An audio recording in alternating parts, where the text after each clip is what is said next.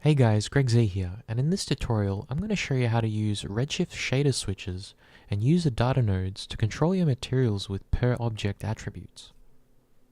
So I've got a scene here with these three spheres, and if I just open up the hypershade, you'll see I've got a basic Redshift material here and a blend colors node attached to the diffuse color.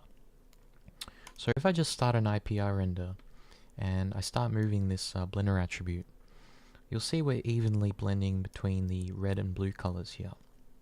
Now for this tutorial, I want to be able to control the blender attribute for each of the three spheres separately.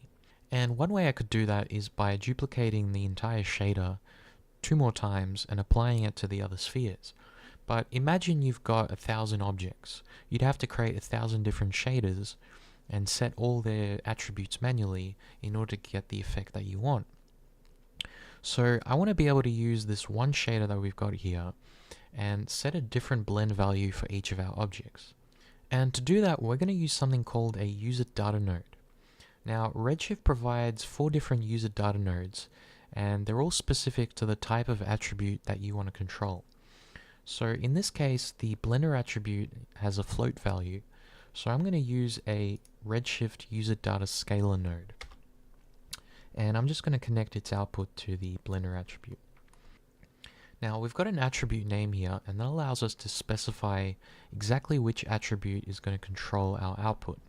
So for this tutorial, I'm just going to call it blend, and I'm going to leave the default value at 0. So now if we go back and grab our first sphere, we can add an attribute called blend, and we just want to make sure that it's a float and a scalar attribute type. And I can also set the min and max to 0 and 1. And you'll see that now we have a blend attribute here. And if we change this blend attribute, you'll see that only the first sphere is changing color. So using this technique, we can have a lot more control over how our shaders work for each of our objects. So I'm just going to go ahead and create another blend attribute for the rest of our spheres.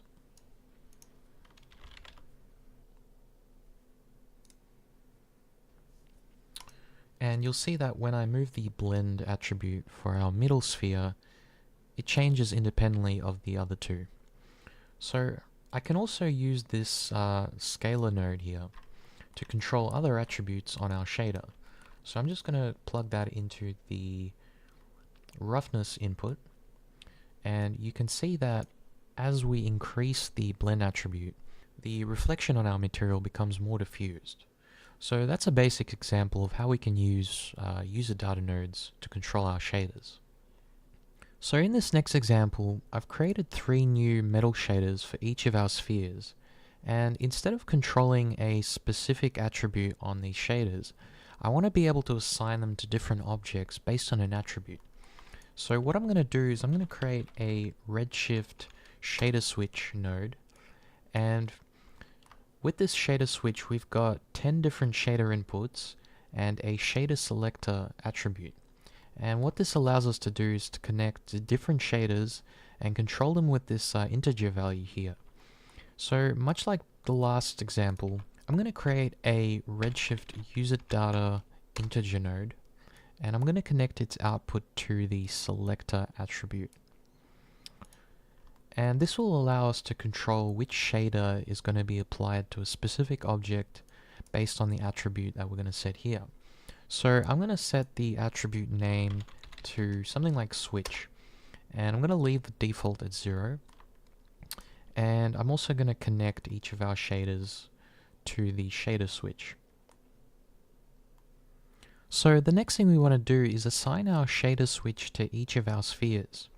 So what I'm going to do is create a new Maya surface shader, and in this shading engine node, I'm going to connect our shader switch under the Redshift surface shader. And the reason I've done this is because at the moment the shader switch isn't seen by Maya as a dedicated material, and we can't apply it directly to our objects. So instead we're going to use this surface shader. So I'm going to grab all our spheres and assign our surface shader. And the last thing I need to do is create an attribute for each of these spheres. So with all of them selected, I'm going to create a new integer attribute called switch, and I'm going to set the minimum to 0. And because our index is starting at 0 and we've only got 3 materials, I'm going to set the maximum to 2. So now if I look under here, you'll see we've got our switch attribute. And what I'm going to do is, for this first sphere, I want it to be the copper shader, so I'm going to leave it at 0. I'm going to set the middle one to gold, and I'm going to set that to 1. And for the third sphere, I'm going to make it aluminium and set it to 2. And now if I render, you'll see that we get the expected result. So now I can go back and run an IPR render and just change these values to show that our shaders are correctly switching. So using these techniques, I'm able to take a render like this one, where I've got a single tree instanced a few times around the scene, and I can give the leaves on the tree a bit more color variation, as well as changing the entire leaf material to something else. So that's a basic example of how you can use shader switches and user data nodes in Redshift to give your shaders a bit more variation.